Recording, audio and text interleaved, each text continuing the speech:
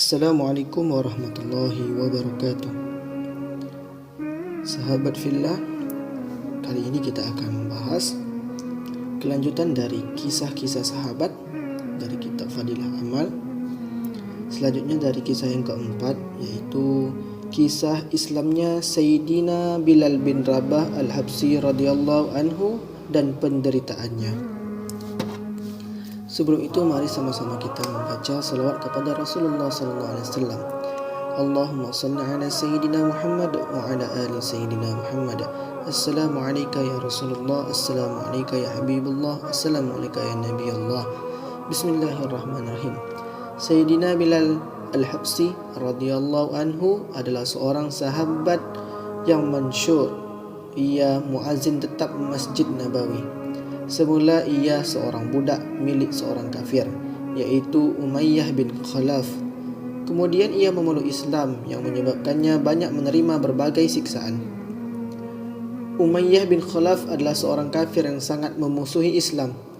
Ia membaringkan Sayyidina Bilal radhiyallahu anhu di atas padang pasir di siang hari yang panas, di bawah terik matahari sambil meletakkan batu besar di dadanya, sehingga Sayyidina Bilal radhiyallahu anhu tidak bisa bergerak. Lalu dia berkata kepadanya, "Apakah kamu siap mati seperti ini atau tetap hidup dengan syarat kamu meninggalkan Islam?" Dalam keadaan seperti itu, Sayyidina Bilal radhiyallahu anhu hanya berkata, "Ahad, ahad, hanya satu yang berhak disembah." Malam hari ia dirantai dan dicambuk terus-menerus sehingga badannya penuh luka. Esok harinya dengan luka itu ia dijemur kembali di padang pasir yang panas sehingga lukanya semakin parah. Tuannya berharap ia akan meninggalkan Islam atau menggelepar mati. Orang yang menyiksa Sayyidina Bilal radhiyallahu anhu sampai keletihan sehingga perlu bergantian. Kadangkala Abu Jahal, Umayyah bin Khalaf, dan terkadang orang lain. Setiap orang berusaha menyiksanya sekuat tenaga. Ketika Sayyidina Abu Bakar radhiyallahu anhu melihat penderitaan Sayyidina Bilal radhiyallahu anhu, dia membeli Sayyidina Bilal radhiyallahu anhu dan memerdekakannya. Adapun faidah dari cerita atau kisah ini, orang-orang musyrik menjadikan berhala sebagai sesembahan, sedangkan Islam mengajarkan tauhid. Inilah yang menyebabkan dari lisan Sayyidina Bilal radhiyallahu anhu selalu terucap ahad, ahad.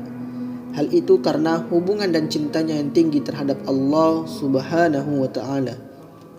Dalam cinta dunia yang palsu pun kita melihat seseorang yang mencintai seseorang tentu akan merasa nikmat bila menyebut nama orang yang dicintainya. Kadangkala tanpa tujuan yang jelas namanya akan disebut-sebut. Lalu bagaimana dengan cinta kepada Allah Subhanahu wa ta'ala yang mendatangkan kesuksesan dunia dan akhirat?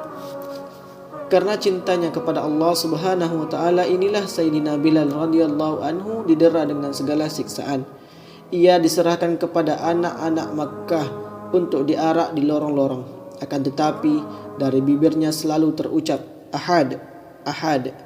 Dengan pengorbanannya itu, dia mendapat kehormatan sebagai muazzin baginda Nabi sallallahu alaihi wasallam, baik ketika tinggal di Madinah maupun dalam perjalanan. Setelah baginda Nabi sallallahu alaihi wasallam wafat, dia tinggal di Madinah untuk beberapa lama. Akan tetapi karena melihat baginda Nabi sallallahu alaihi wasallam sudah tidak ada di tempat, sulit baginya untuk terus tinggal di Madinah Thayyibah. Oleh karena itu, ia berniat menghabiskan sisa hidupnya untuk berjihad, yaitu di negeri Syam. Dia pun berangkat berjihad dan beberapa lama tidak kembali ke Madinah. Suatu ketika ia bermimpi berjumpa dengan baginda Rasulullah sallallahu alaihi wasallam. Beliau bersabda, "Wahai Bilal, masihkah kamu setia kepadaku? Mengapa kamu tidak pernah menziarahiku?" Begitu bangun, ia segera pergi ke Madinah. Setibanya di sana, Sayyidina Hasan dan Sayyidina Husain radhiyallahu anhuma memintanya untuk mengumandangkan azan. Ia tidak dapat menolak permintaan kedua orang yang sangat dicintainya itu. Dia pun memulai azan. Tatkala suara azan seperti pada masa hidup baginda Rasulullah SAW sampai di telinga penduduk Madinah pun menggempar. Para wanita pun menangis dan keluar dari rumah-rumah mereka. Setelah tinggal beberapa hari di Madinah, ia pun kembali ke negeri Syam. Menjelang tahun 20 Hijriah, dia wafat di Damaskus. Dari kitab Usudul Gabah. Alhamdulillahirabbil alamin. Sahabat-sahabat sekalian, telah kita dengarkan, telah kita bacakan bersama-sama tadi kisah Islam yang Sayyidina Bilal bin Rabah Al-Habsi radhiyallahu anhu dan penderitaannya. Sungguh luar biasa pengorbanannya dan kecintaannya kepada Allah Subhanahu wa taala dan kecintaannya kepada baginda Nabi sallallahu alaihi wasallam. Semoga kita dapat ambil pelajaran dari kisah ini untuk kehidupan kita, dan kita insyaallah kita sampaikan sama-sama kepada saudara-saudara kita yang belum mendengarkan kisah ini. Kita akhiri dengan doa kifaratul majlis. Subhanakallahumma wa bihamdihi, subhanakallahumma wa bihamdika, asyhadu an la ilaha illa anta, astaghfiruka wa atubu ilaik. Wassalamualaikum warahmatullahi wabarakatuh.